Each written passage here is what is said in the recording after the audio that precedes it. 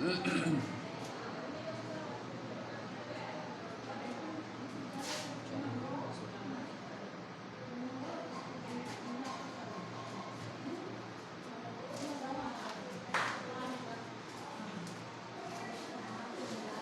बच्चों, आज हम उसी प्रश्नावली में 1.1 प्रश्नावली में आज हम इसका चौथा सवाल हल करेंगे। चौथा सवाल है, प्रत्येक के 3 समतुल्य परिमेय संख्याएं लिखिए। समतुल्य 3 समतुल्य परिमेय संख्याएं लिखें।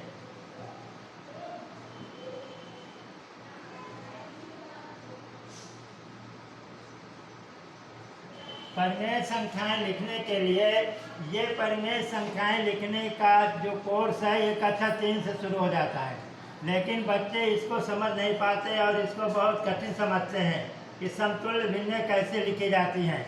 देखिए, पहला सवाल ये है समतुल्य 1/7, दूसरा है 2/3 और तीसरा है -1/-2। इनके समतुल्य भिन्न लिखना है।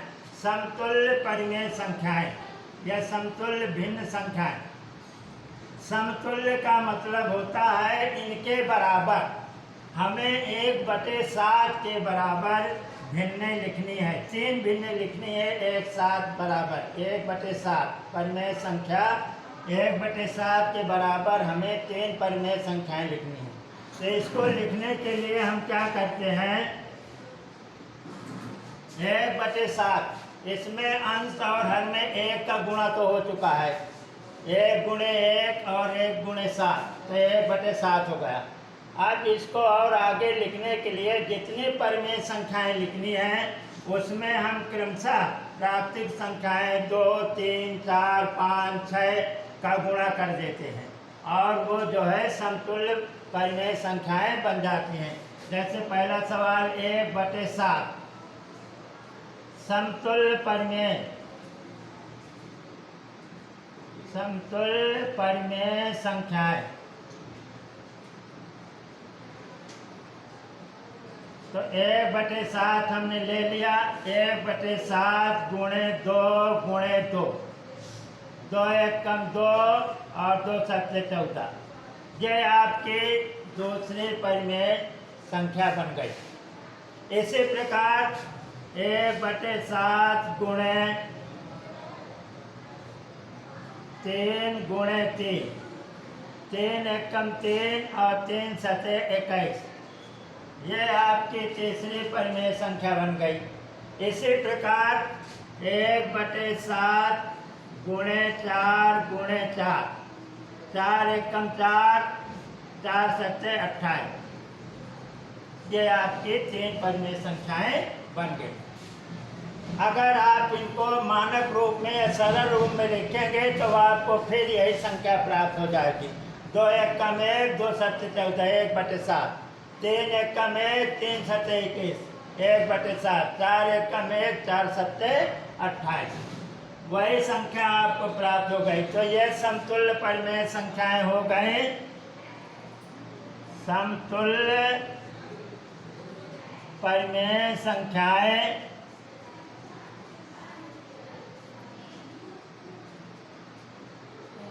2/14, 3/21, 4/28 आपका आंसर हो गया। इसी प्रकार आप दूसरा और तीसरा सवाल कर सकते हैं। समझ आया बच्चों? अब इसके बाद मैं 5वां सवाल बता रहा हूँ।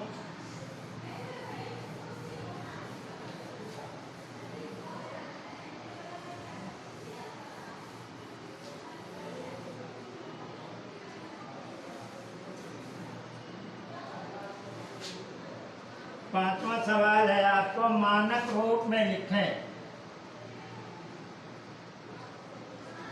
मानक रूप में लिखें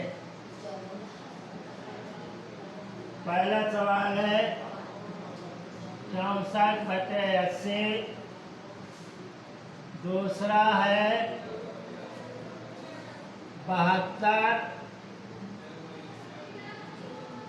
324 और तीसरा है 100-700। मानक रूप में लिखना यानी सरल रूप में लिखना। सरल रूप का मतलब है छोटे रूप में लिखना। इन संख्याओं को छोटे रूप में लिखना है, सरल करना है।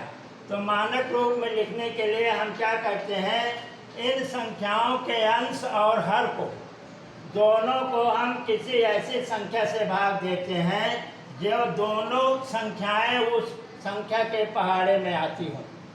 हम ऐसी संख्या चुनते हैं जिस संख्या से ये दोनों संख्याएं कट जाए। तो ये 64/80 है। 64/80 आपके 16 के पहाड़े में आता है, इसलिए हम इसको मानक रूप में लिखने के लिए 16 से डिवाइड करेंगे। अंश और हर को हमने 16 से डिवाइड कर दिया।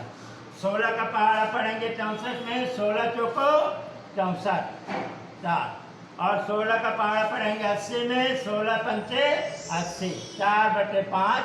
ये मानक रूप हो गया। इसी प्रकार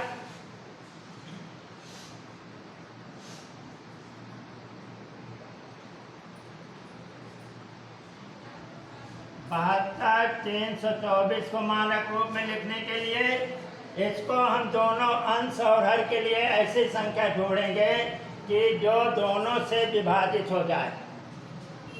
जो संख्या दोनों के पहाड़े में ये अंश और हर दोनों उसके पहाड़े में आते हो, तो हम इसके लिए क्या लेंगे, 36 से डिवाइड करेंगे। इसको 36 से डिवाइड करेंगे। 36 से अगर हम भाग देंगे 72 में तो 36 दूनी 72, और 36 में अगर 324 का भाग देंगे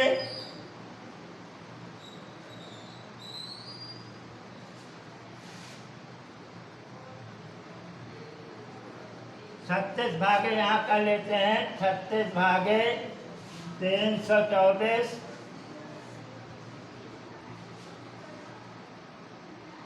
9 का 54, 9 का 27, 3 32, 9 बार। ये 9 बार है। ये आपका हो गया मानक रूप। तीसरा सवाल है 100 - 700। इसमें हम 100 के पहाड़े में 100 से भाग देंगे। इसमें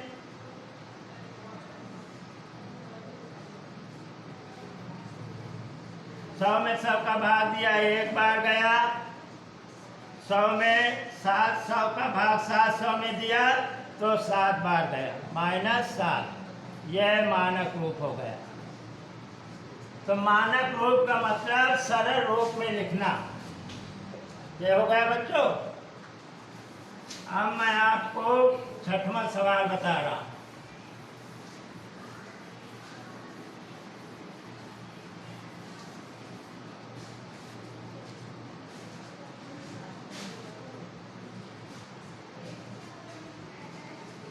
रिक्त स्थान भरिए।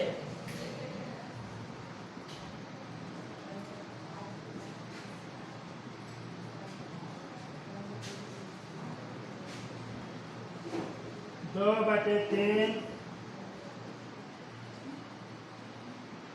-12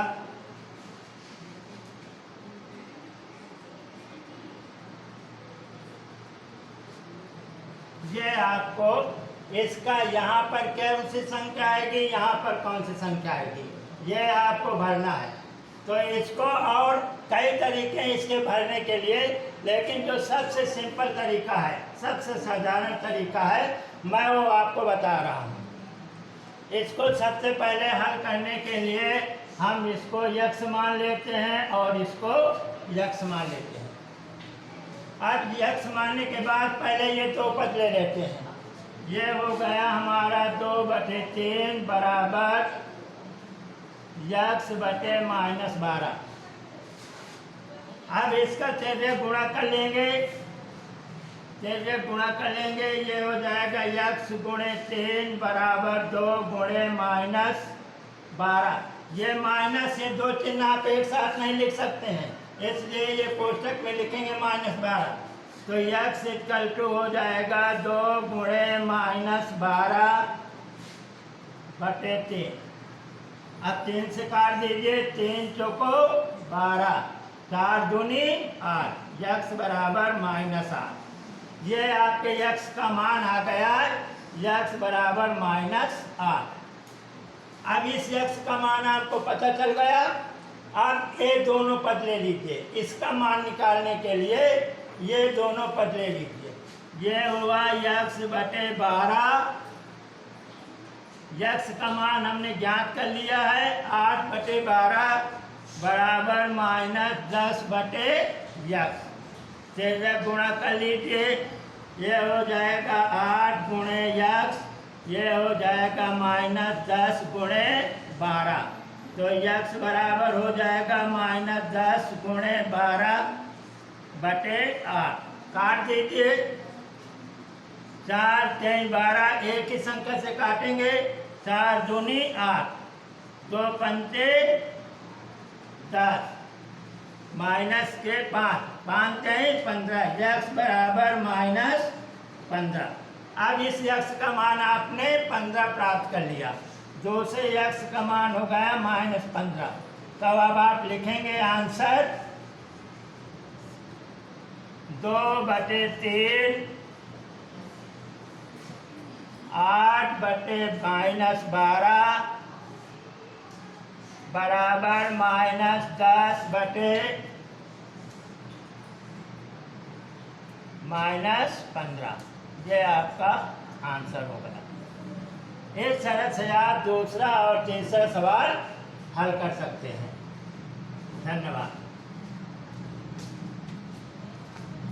यहाँ तक आया कि नहीं?